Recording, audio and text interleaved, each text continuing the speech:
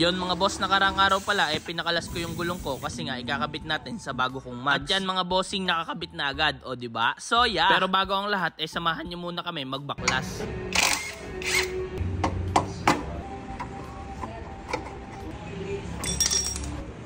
Up yun. At nung nakalas na naman namin yung unahan mga bossing, tinesting ko muna kahit wala siyang gulong. At ganyan nga pala yung tindigan niya, o diba? Pwede na.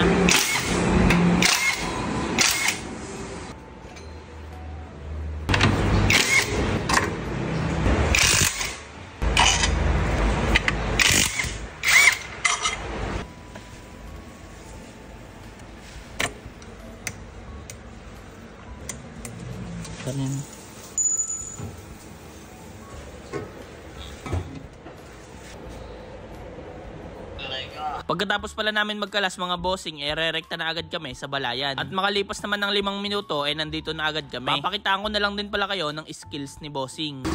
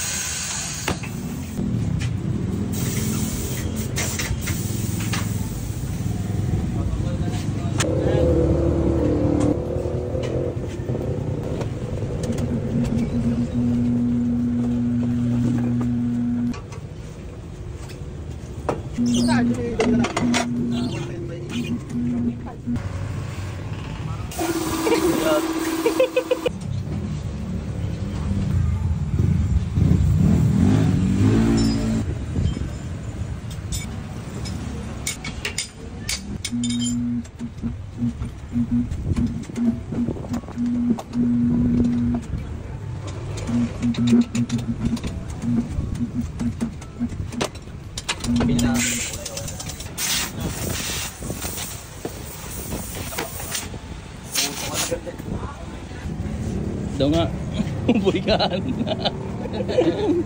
200 lamang ang pakabit din at pakalas. Boss, thank you. At yan mga bossing, pagka uwi naman namin, kinabit na rin namin agad. Bale, hindi ko na nga pala papahabain yung video mga bossing kasi baka mainip na kayo.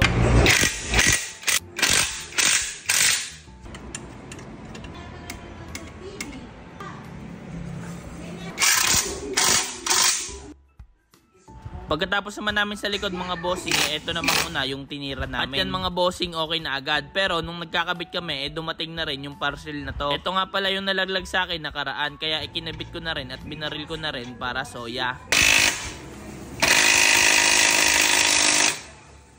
Bali, flex ko na lang din pala yung ginamit kong tools mga bossing. Re-aim Pro na nga pala to mga bossing, at ang kagandahan dito ay kakaiba na rin yung charger niya. Kaya lagay ko na lang din yung link sa yellow basket.